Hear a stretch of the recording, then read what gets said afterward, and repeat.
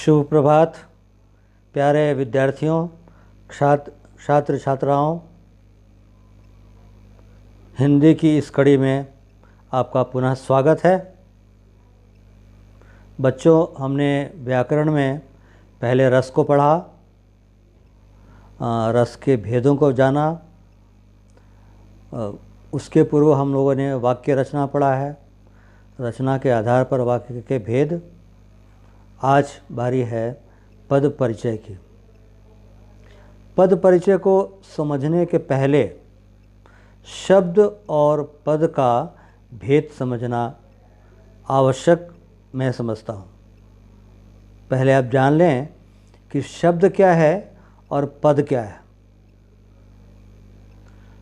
शब्द की एक साधारण परिभाषा है।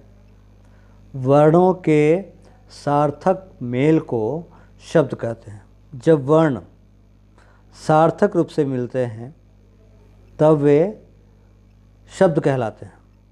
जैसे गा य, गाय हो गया। गा य क, गायक हो गया। यह वर्ण है अलग अलग। ग आ की मात्रा, य अ की मात्रा, क अ की मात्रा। सारे वर्ण जब एक साथ मिले हैं और सार्थक वर्ण मिले हैं, मीन्स सच्चे अर्थों वाले, तब वे शब्द कहलाते हैं। यदि गायक को य क गा कहेंगे तो यह शब्द सार्थक नहीं है, क्योंकि हम लोगों ने वर्णों का सार्थक मेल नहीं कराया। इसलिए वर्णों के सार्थक मेल को शब्द कहते हैं। शब्द क्या है? शब्द भाषा की स्वतंत्र इकाई होती है, इंडिपेंडेंट यूनिट, जिनका एक अर्थ होता है। किसी भी शब्द का, दुनिया में जितने शब्द हैं वो किसी भी भाषा के हों, यदि वो शब्द हैं तो उनका कोई ना कोई एक अर्थ भी है। आप पूर्ण रूप से आश्वस्त हों इस बात से। ऐसा नहीं कि कोई भी शब्द हो उसका अर्थ नहीं। सारे शब्द, जितने भी शब्द हैं दुनिया में, सारे शब्दों का कोई ना कोई मायने है, कोई ना कोई अर्थ है। क्यों? क्योंकि वो अपने वर्णों के सार्थक मेल से बने हैं। वर्णों का सार्थक मेल हुआ है उन शब्दों में और वो शब्द कहलाए हैं। ठीक है। भाषा की यह स्वतंत्र इकाई होती है जिनका कोई अर्थ होता है, मैंने अभी बताया। हम जाने कि पद क्या है। पद क्या है? जब कोई शब्द व्याकरण के नियमों के अनुसार प्रयुक्त होता है उसे पद कहते हैं। जैसे देखिए, राम, उदाहरण मैंने दिया, राम, पत्र, पढ़ना, ये अलग अलग शब्द हैं। ये अलग अलग शब्द हैं और शब्दों की भाषा की स्वतंत्र इकाई हैं। आप राम भी कहते हैं, आप पत्र भी कहते हैं, आप पढ़ना भी कहते हैं। लेकिन यदि आप इनको व्याकरण के नियमों के अनुसार व्यवस्थित करते हैं, when you arrange it, जब इन्हें व्यवस्थित करते हैं तब ये पद कहलाते हैं। क्यों? व्याकरण के नियमों के अनुसार। ध्यान रखिएगा, ऐसा नहीं कि कोई भी वाक्य हमने कह दिया वो पद हो गया या उसमें जो शब्द आए तो वाक्यों में प्रयुक्त हुए। वास्तव में पद की परिभाषा है वाक्यों में प्रयुक्त हुए शब्द को पद कहते हैं। जैसे राम पढ़ता है, आप यदि लिखते हैं पुस्तक, ठीक है, एक शब्द है पुस्तक। पुस्तक क्या है? पुस्तक एक शब्द है और वही पुस्तक राम पुस्तक पढ़ता है। ठीक है। अब राम पुस्तक पढ़ता है हम कहते हैं तो पुस्तक यहाँ प्रयुक्त हुआ है। पहले वाले पुस्तक में पुस्तक क्या था? सिर्फ एक शब्द था। वो पद कब हुआ? जब वह वाक्य में प्रयोग किया गया। राम पुस्तक पढ़ता है, वह पुस्तक, ये आ गई इस वाक्य, इस वाक्य में। ठीक है, तो वास्तव में ये व्याकरण का एक अरेंजमेंट है, व्याकरण के नियमों की एक व्यवस्था है। तो जब भी कोई शब्द व्याकरण के नियमों के अनुसार प्रयुक्त हो जाता है तब उसे पद कहते हैं, और वो शब्द हमेशा वाक्यों में होते हैं। आपने पूर्व की कक्षाओं में यह भी पढ़ा होगा कि वाक्यों में प्रयुक्त हुए शब्द पद कहलाते हैं। बिल्कुल सही, बिल्कुल सही है ये। आप देखिए, राम पढ़ता है, राम पत्र पढ़ता है। आप किसी भी शब्द को अलग से लिख सकते हैं। आप यदि सिर्फ पत्र कहते हैं तो पत्र सिर्फ एक शब्द है और कुछ भी नहीं। लेकिन जब एक वाक्य है राम पत्र पढ़ता है, अर्थात जो पत्र है इस वाक्य में प्रयुक्त हुआ है। स्लाइड में देखिए, सबसे नीचे है राम पत्र पढ़ता है में पत्र शब्द जो है वो वाक्य में प्रयोग हुआ है, इसलिए पत्र शब्द जो है वह कहलाएगा पद। और हर एक शब्द उस एक वाक्य में जितने भी शब्द हैं सारे के सारे एक एक पद हैं। जैसे राम पत्र पढ़ता है, राम हो गया एक शब्द, पत्र हो गया एक शब्द, पढ़ता है हो गया एक शब्द। तो अलग अलग शब्द हैं, लेकिन यहाँ पर हम इन्हें पद कहेंगे। राम एक पद है, पत्र एक पद है, पढ़ता है एक पद है। पद इसलिए क्योंकि ये व्याकरण के नियमों के अनुसार व्यवस्थित किए गए हैं, प्रयोग किए गए हैं, इसलिए परिभाषा में कहा गया जब कोई शब्द व्याकरण के नियमों के अनुसार प्रयुक्त हो जाता है तब उसे पद कहते हैं। राइट, मेरे ख्याल समझ में आ गया होगा। आगे बढ़ते हैं। आज मैं ज़्यादा नहीं पढ़ा रहा हूँ, मैं बस आपको पद परिचय से आपका परिचय करा रहा हूँ, क्योंकि इसके पूर्व में पता नहीं आपने पढ़ा नहीं पढ़ा, शायद नहीं पढ़ा हो। यदि पढ़ा भी होगा तो आपने ध्यान नहीं दिया होगा। अब ध्यान देना है, चूँकि 10वीं कक्षा है, बोर्ड कक्षा है, परीक्षा में 5 अंक के प्रश्न इससे आते हैं। तो आप बिल्कुल भी इसे अनदेखा नहीं करेंगे। आप बिल्कुल साधारण है, मैं जैसे जैसे बता रहा हूँ बस उसको फॉलो करते जाइए, उसको पढ़िए, समझिए और अभ्यास कीजिए। आगे है, देखिए उदाहरण मैंने दिया है, राम है वही जो अभी पहले दिया था, राम पत्र पढ़ना, ये क्या है? शब्द है। लेकिन राम पत्र पढ़ता है क्या है? पद है। पद क्या क्या है? राम वो पूरा पद नहीं है, राम एक पद है, पत्र एक पद है, पढ़ता है एक पद है। अर्थात यहाँ 3 पदों का प्रयोग हुआ है, राम पत्र और पढ़ता है। ठीक है, राम ने पत्र पढ़ा। इन दोनों वाक्यों में अलग अलग ढंग से प्रयुक्त होकर राम पत्र और पढ़ता है, ये पद बन गए हैं। ठीक है, मैं फिर से बता रहा हूँ, राम पत्र पढ़ता है में राम एक पद है, पत्र एक पद है और पद एक पद पढ़ता है एक पद है। तो राम पत्र पढ़ता है, एक वाक्य भी है कि राम ने पत्र पढ़ा। तो राम भी एक पद है, ने भी एक पद है, पत्र भी एक पद है और पढ़ा भी एक पद, 4 पद हैं। तो दोनों वाक्यों में अलग अलग ढंग से प्रयुक्त हुए हैं शब्द, और वही शब्द कहलाए हैं पद। अब इनका जब परिचय देते हैं तब ये पद परिचय कहलाते हैं। तो पद परिचय की एक सामान्य परिभाषा है कि वाक्य में प्रयुक्त हुए पदों का विस्तृत व्याकरणिक परिचय देना। व्याकरणिक अर्थात व्याकरण के नियमों के अनुसार उनका परिचय देना ही पद परिचय कहलाता है।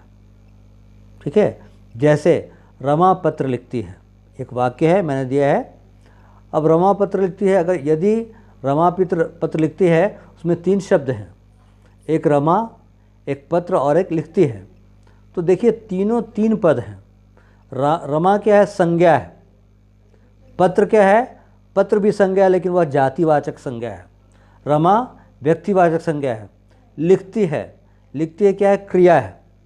तो यहाँ 3 पद हुए हैं, इस वाक्य में 3 पद प्रयुक्त हुए हैं। राम रमा पत्र लिखती है।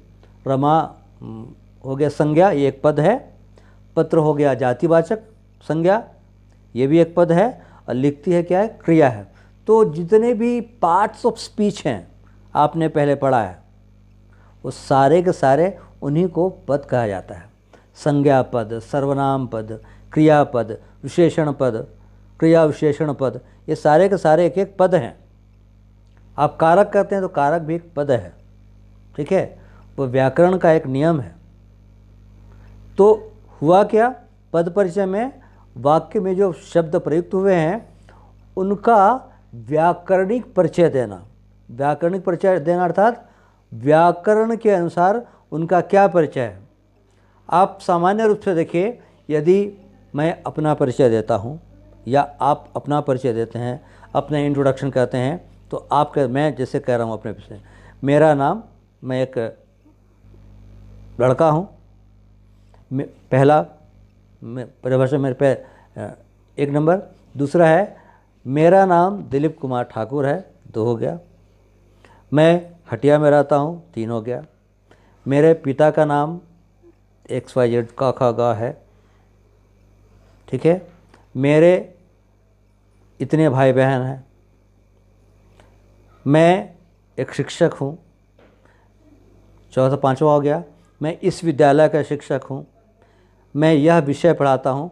तो मैं अपना परिचय दे रहा हूँ। उसी प्रकार जितने वाक्य में जितने शब्द हैं वो शब्द अपना परिचय देते हैं या हमें उनका परिचय देना पड़ता है, यही परिचय। तो मैंने अपना परिचय दिया, आपने पूछा तो मैंने अपना परिचय दिया। लेकिन जब कोई वाक्य में शब्द प्रयोग किया गया हो, यदि उसका परिचय देना हो तो क्या कहलाएगा, व्याकरणिक परिचय। क्योंकि हर एक शब्द, वाक्य में जितने भी शब्द हैं वो व्याकरण की एक व्यवस्था है, अरेंजमेंट ऑफ ग्रामर, ठीक है ना।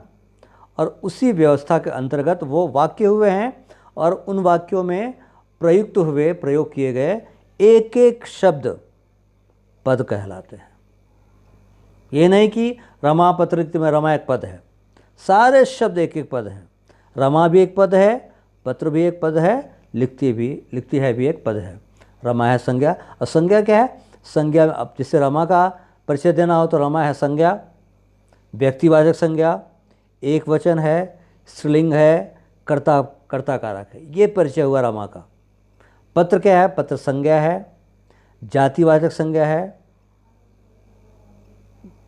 स्त्रीलिंग है, एक वचन है, ये वो पत्र का। लिखती है क्या है, क्रिया है। क्रिया कौन सा है, सकर्मक क्रिया है। क्या लिखती है, पत्र लिखती है, सकर्मक क्रिया है, वर्तमान काल है, एक वचन है और स्त्रीलिंग है, ठीक है। इस तरह से आपको वाक्यों में प्रयुक्त हुए शब्दों का व्याकरणिक परिचय देना पड़ता है, ठीक है। तो इस तरह से अब पद परिचय में जब कहना हो तो पदों का व्याकरणिक परिचय क्या है, तो वो उसकी परिभाषा यूँ है कि वाक्य में प्रयोग हुआ कोई शब्द, कोई पद, क्योंकि वाक्य में जब शब्द प्रयोग होते हैं वही पद कहलाते हैं, तो हम ये कह सकते हैं कि वाक्य में प्रयोग हुए कोई पद व्याकरण की दृष्टि से विकारी है या अविकारी है। आपने 6वीं, 7वीं, 8वीं और 9वीं कक्षा में विकारी और अविकारी शब्दों को पढ़ा है। मैं इसलिए विस्तार में नहीं जा रहा हूँ क्योंकि आपको अभी मैं एक काम दे रहा हूँ कि आप घर में एक बार इसका अध्ययन करेंगे। जब तक आप ये अध्ययन नहीं करेंगे मैं पद परिचय शुरू नहीं कर सकता, क्योंकि मैं जो भी पढ़ाऊँगा वो बाउंस कर जाएगा, सर के ऊपर चला जाएगा, आपको समझ में नहीं आएगा जब तक आप विकारी और अविकारी शब्दों को नहीं जानते हैं। तो वास्तव में वाक्य में प्रयोग हुए कोई भी पद, कोई शब्द व्याकरण की दृष्टि से या तो विकारी है या अविकारी है। यदि विकारी है उसके भेद, उसके उपभेद, लिंग, वचन, पुरुष, कारक, काल या अन्य शब्दों के साथ उनका संबंध और अभिकारी है तो किस तरह का अव्यय है तथा अन्य शब्दों के या अन्य शब्दों के साथ उसका क्या संबंध है आदि बताना व्याकरणिक परिचय कहलाता है। या फिर आप सामान्य रूप से कह सकते हैं कि पदों का व्याकरण के नियमों के अनुसार परिचय देना ही पद परिचय है। ये हो गया पद परिचय का, पदों का व्याकरणिक परिचय। ठीक है।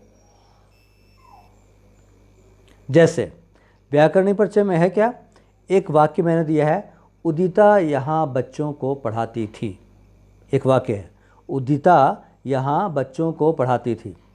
अब देखिए, अगर उदिता रेखांकित किया रहेगा और कहा जाएगा कि रेखांकित पदों का परिचय दिया। अब देखिए, उदिता यहाँ बच्चों को, दो शब्द रेखांकित हैं, एक लाल रंग से है और एक दूसरे रंग से है। वो रेखांकित किया गया है, अंडरलाइन है।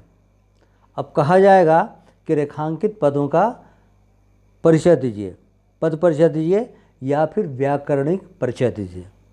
तो आपको कैसे करना पड़ेगा, देखिए, उदिता, उदिता क्या है, संज्ञा है, एक, व्यक्तिवाचक संज्ञा, दो, वो स्त्रीलिंग है, तीन, एक वचन है, चार, वो कर्ता का रहेगा, पाँच, पढ़ाती थी, कर्ता का, पढ़ाती थी का कर्ता है, छः।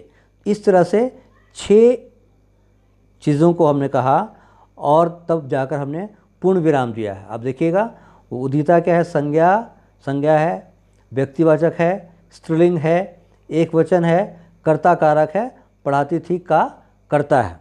उसके बाद आपको पूर्ण विराम लगाना पड़ता है, मीन्स उसका परिचय यहाँ से यहाँ तक है उदिता का। अब एक और उदाहरण है, बच्चों को। बच्चों को इसका अगर व्याकरणिक परिचय देना पड़े तो बच्चों को क्या करेंगे, वो जातिवाचक संज्ञा है, बच्चे, बच्चे क्या हैं, जातिवाचक संज्ञा, पुल्लिंग, ठीक है, पुल्लिंग है, बहुवचन, क्योंकि बच्चा एक वचन हुआ, बच्चों हो गया बहुवचन, वो कर्म कारक है, बच्चों को, कर्ता ने कर्म को, तो कारक क्या होगा, कर्म कारक। ये हो गया बच्चों को का व्याकरणिक परिचय। तो उदिता और बच्चों को दो शब्द थे जिनका हमें व्याकरणिक परिचय देना था, हमने दिया। ठीक है।